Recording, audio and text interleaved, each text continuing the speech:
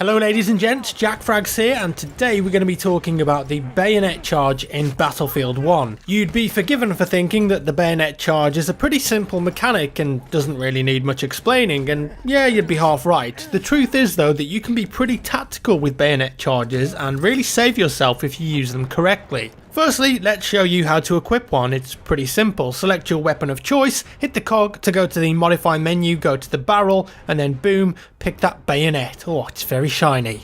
And when you're in the battle, performing a bayonet charge is easy peasy. Start sprinting, your crosshair will change to a circle, press the melee key when it does, and there you have it, piece of cake. Now it's important to know that having a bayonet on your weapon does come with some negatives as well as being able to run around like a maniac. If you equip a bayonet, it will negatively affect the recoil of your weapon and how quickly you can raise your weapon to a fire ready position after a sprint. Keep that in mind, there is a bit of a trade-off there. What about tactics then? When's the right time to charge or not to charge? Something I love doing is waiting for enemies to come around a corner and then spearing them in the heart. This is especially useful if, say, you've just been shot or shot at and you know a player is about to chase you down. The minimap is also very important here too. I've killed players before just by seeing them on the minimap and starting a bayonet charge to when I think they're going to come around the corner and smash, they never see it coming. You've just got to wait around the corner and preempt the enemy coming around. Charge your sprint, and as they come around the corner you land a charge without them even knowing it's happened. This is a really useful tactic, especially if you're low on health and you've got no other option. After all, what else have you got to lose? When shouldn't you bayonet charge though? Well, the main time I'd hang back is when there are multiple enemies. You may take one of them down, but as soon as that charge has landed, you're almost certain to die. Let me show you a good example of when not to use it.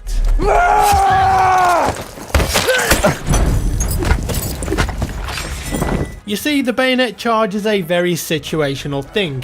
Use it in a jam or when you've got no other option, because once it's initiated, you're stuck with it and you cannot cancel it. It's the most embarrassing feeling when you've hit that button and you're simply a passenger running around in a circle until you either hit something or the timer runs out or you take a bullet to the face. It can be pretty hard to maneuver as well if you mess it up. You've got a really low turning speed, so sharp turns just aren't possible. That being said, moving slightly left and right is a good idea because it ensures that an enemy shooting at you isn't going to get an easy kill. Serpentine movements, guys, come on. Try to snake around as much as you can, but not enough that you're going to miss the target. The bayonet definitely takes some practice to get used to.